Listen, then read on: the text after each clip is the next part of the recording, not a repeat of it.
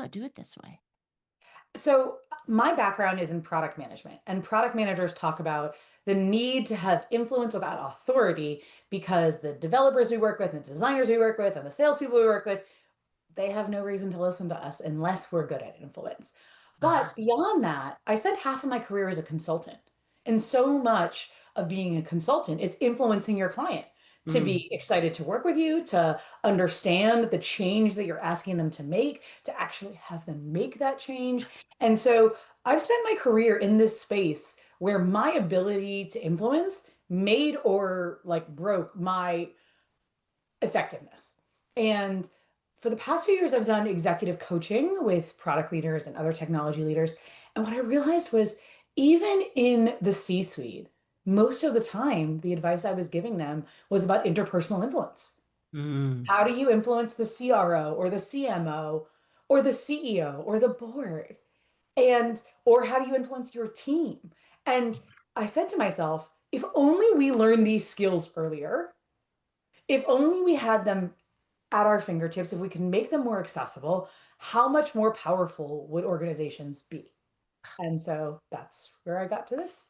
Wow, I love it. It is so fresh because, when you think about influence, you're thinking, how can I persuade or sleazy make someone to come onto my side?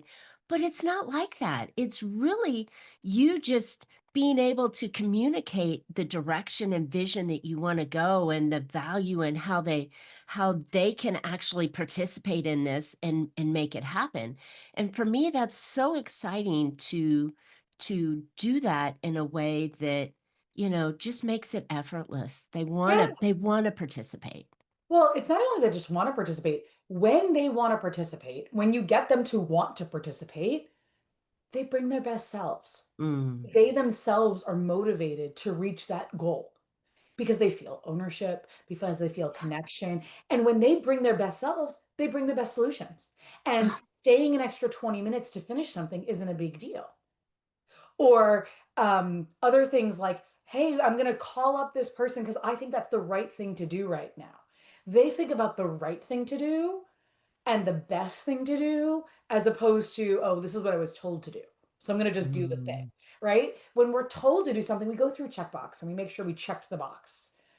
But when we actually want to do something, we want it to be good.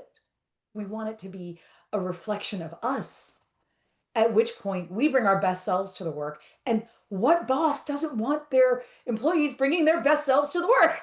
Oh my gosh. Business is hard enough, right? And you can't do it alone, so your next best thing is to hire people to help you get to your goal that you want. But to do it, it just always seems like I'm dragging people, right? I've got this ball and Yeah, chain and we're all trying to push this boulder up the hill, but they're like, well, it's lunchtime, right? But like you yeah. just flip this and they want to do it. And They it want makes to do it. so much better sense. And it creates a better culture. It makes them, like, you said, work extra 20 minutes if they want to get this thing finished.